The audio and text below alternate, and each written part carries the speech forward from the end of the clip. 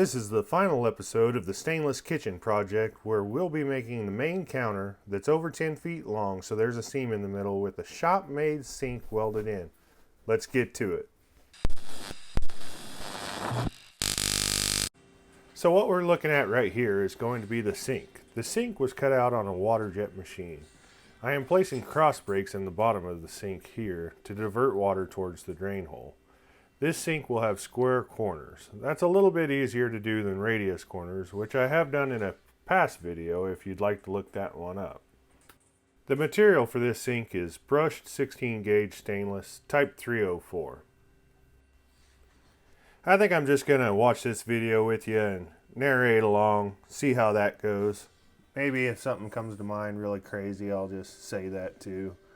But right here, bending the long side of the sink 90 degrees. Now this is a 7-inch deep sink, so on this press brake here I won't be able to bend all 4 sides on here because it would hit the upper part there on this side of the dies. So right here what I'm doing is I'm going to just bump this a little bit, maybe 30 degrees. I'm just going to kind of eyeball it, and I'll end up taking this back to my shop, and that'll give a mark there, already kind of pre-bent there right where it's supposed to be. But I'll be able to use my box and pan brake, which I can get a little bit deeper. It's actually only 6 inches, but you'll see how I do that when we get to that part. See, right here I got to bring it off to the sides to be able to get those side pieces there, those side flanges. So right here I got 3 sides bent 90, one side bent about 30 degrees like I was saying, and we're placing the shop made die in here for the sink drain, and this will give the offset for the drain hole in order to compensate for the in this case it's going to be a garbage disposal flange. And I'm just using a 20-ton jack here. This is just some I-beam that I welded up, and we'll put 20 tons of pressure on here about. So yeah, while we're going through this, I'll give you a little update on, I made a video a while back about welding repair kit that kind of made for post-flow timer repair on a old Miller TIG welder. And what the issue is they don't sell the replacement part anymore. So me and my partner, I'm not supposed to say partner anymore, I guess. I'm supposed to say business associate. But my business associate and I put together a little kit to fix this problem, and we put it on eBay. We saw that there was a little bit of need. Now it's kind of a niche, you say niche, I say niche, issue. So we have sold about maybe 30 or maybe 35 of those, so it's going pretty well. But I like to sell something that maybe more of you would actually use. So if you got any ideas for that, just go ahead and put those down in the comments. Now when I was using the jack there, what I did was I was just measuring how far it was down by measuring at the top there, and I got some markings on that I-beam so I don't forget how far I should move that jack, and that's just how I know how far to go down. Dang, from the looks of the video it looks like it fits pretty well. Now I think that we're going to take it back over to the box and pan brake again here. Yep. And going to finish this off here. Like I was saying before, this thing will do 6 inches, but this is 7 inches like I was saying. But off to the left there, it does have enough room for that flange, 7 inches to go past. But all I'll have to do here is just kind of pull that right side off to the right there, and use my muscles. I've been working out, you can tell, and then get that 90. And now it's going to deform it a little bit. So I'll have to put that back in its place here in a minute.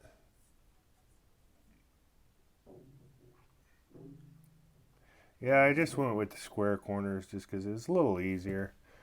If you've been watching the other parts, you'll know this is just my rental house, so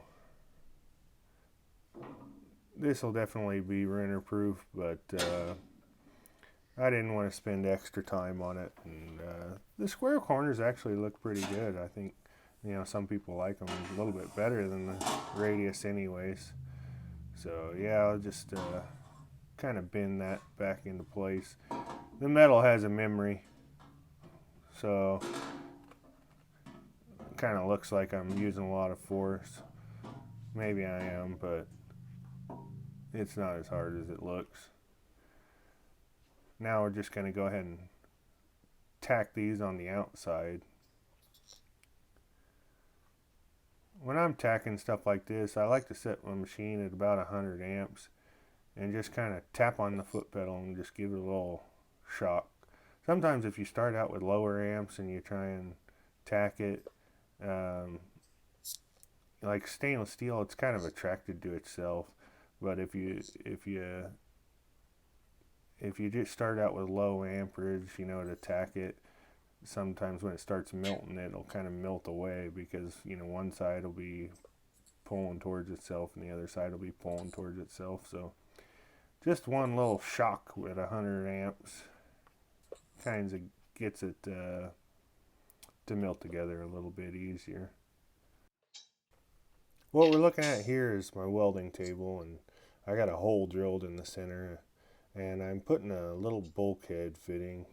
You can get these on McMaster Car, but it's threaded on one side, and then it's got a 1/4 inch compression fitting on the other side. So I got a 1/4 inch hose connected to my argon bottle, and that's how I'm going to purge the inside with argon.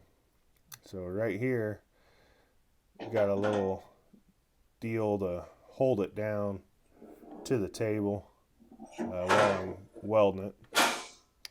And so that little all thread, 1/4 inch all thread, goes through the table, and I'll put a nut on the back side and tighten it down a little bit. Not too tight because we got that cross brakes in there, and you can just crank it down to, you know, it would deform it too much. So not too much, but placing a little tape a little bit away from where we're going to weld. That's just to kind of keep too much argon from leaking out. What the argon does is just keeps the metal from reacting with oxygen on the back side. It does the same thing as the argon on the front side of the weld.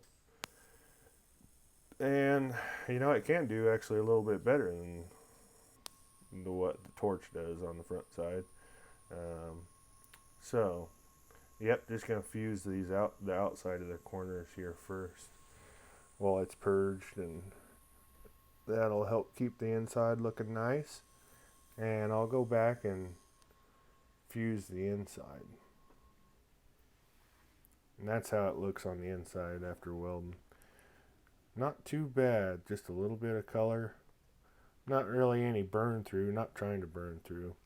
Now, gonna fuse the inside, and I could purge the outside, which I would recommend, but I tried this stuff so you don't have to. We had a little bit of this at work that we never use, and I've had it for a while at the house, and it's like Solar Bee and Flux, I think is what it's called. And you're supposed to be able to put this on the outside of the weld, and it'll, you know, act like a purge, I guess.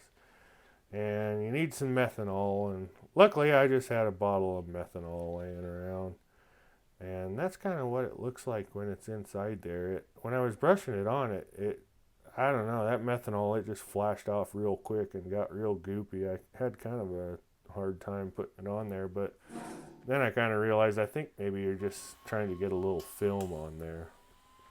But when I went back and watched this part of the video, I thought, wow, that looks kind of cool. But It's definitely having some sort of a reaction on the outside there. I'm welding the inside corner right now. Just a fuse, no rod. Trying to make it as consistent as possible. I'm not moving the torch back and forth, just in a single line. And so yeah, I don't think it's that red on the outside normally, if that stuff wasn't on there. So it must be doing something. I'm not exactly sure how that stuff works, but I don't see where it's really easier than just, you can make a piece of sheet metal little box and use that bulk head fitting that I was using earlier and purge the outside, and you can do that pretty quick too. So I'm not sure exactly where there'd ever be an advantage to using it. And it comes out, it does have black spots, but it's not what it would look like if you just welded it without anything. It's a little, the black spots are a little glassy, and this is just a conditioning disc, and it does come off. I don't need to take it all off, but I was just doing that for show. Now this is the main counter. This is actually half of it, but see here, it's got 3 inch backsplash on the sides, and you can do that off to the side of the dies there. All right, so I got this countertops all tacked up, ready to weld. It's almost 100 degrees today, and there's no AC in here, so I'm gonna go get me a sody pop before I weld this up. But like I said, it's over 10 feet long, so I had to make it in 2 pieces. I already got this welded up here, but put the seam like a 1/2 inch off this sink hole. So should have a little bit more strength because it's on the edge there, to keep it from warping a little bit. And obviously a whole lot less to weld than if it were right out in the middle of the countertop. So got 1 inch aluminum on the bottom and 1/2 inch copper on the top, and beveled that joint. So that should weld up no problem. Should have plenty of weld there to be able to grind away, and that'll look good. And that sink will make that a lot stronger there too. So no worries about the seam on this one. And then we'll just go around the 4 corners. I've been to 4 corners before, but this 4 corners of this sink here, and that'll be that. And we'll have to surfox it and get her ground up. Now just welding these, putting the bead higher than the surface of the metal, making sure of that because we're going to grind it off. After welding it, it shrinks the metal a little bit, so I'm just kind of flattening it out a little bit with the hammer, and that should make it a little easier to grind off smooth, flat. Fusing these inside corners, no need for backing that up with anything. That'll all be hidden right behind the wall there, so no need to do anything there.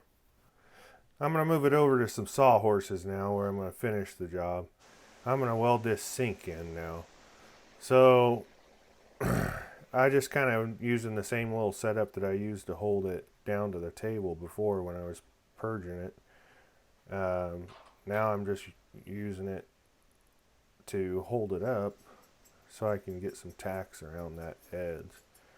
So I just got a piece of aluminum flat bar across the front and back there, kind of holding it up just a little slightly under, and I'm just manipulating the sides to get a nice corner to corner weld. The sink is 16 gauge like I was saying, and the countertop here is 14 gauge.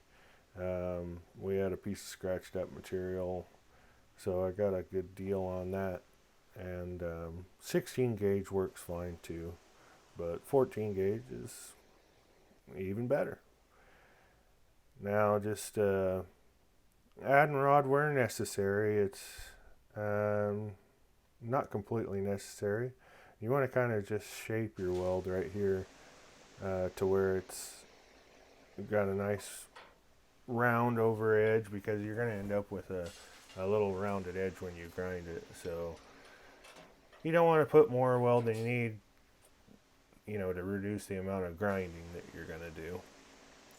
I'm still using heat sinks in the top and the bottom. The bottom heat sink I'm putting right up in that corner there, and that kind of keeps the oxygen away from the inside there a little bit, and helps with that. But this is only going to be welded on the outside, and it's pretty good size, so it's going to be pretty strong, and it'll never have any problems. I'm going to go to grinding now. I didn't show too much of this as far as the corners.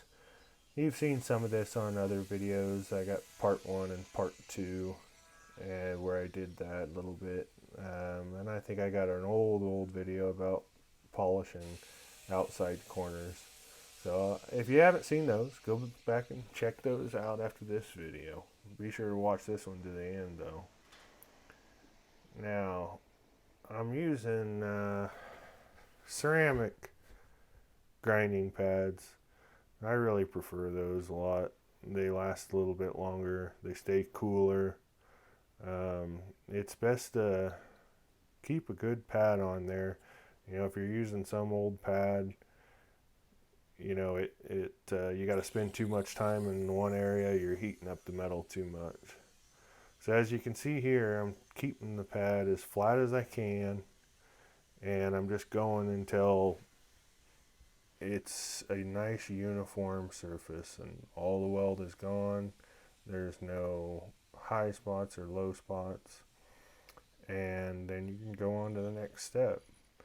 So it takes a little bit of practice, but once you get it, it's not too bad, and it can go pretty quick if you got a good fit and nice flat material.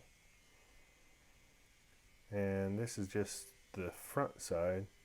So yeah, that kind of helps putting that seam there, like I was saying in the sink. We only got about 4 inches on the back and 3 inches on the front, so that makes for a quick seam there. And this isn't sped up video or nothing, so that's literally how long that takes.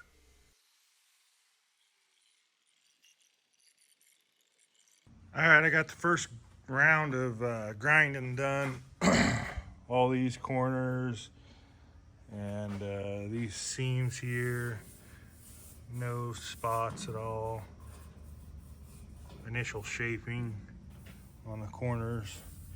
I gotta take the SureFox machine back tomorrow morning, so I'm kind of running short on time. There was a little bit of weld on here, and so just kind of to save time, I would have been more meticulous about shaping that very carefully, but in this case I just kind of saved some time and went over the edges on the top with the grinder, and I got to go over this with the belt anyways, here and here, so I'm just going to hit the belt across the top of the sink after I SureFox the welds, get the color off the welds, which you've seen that in other videos.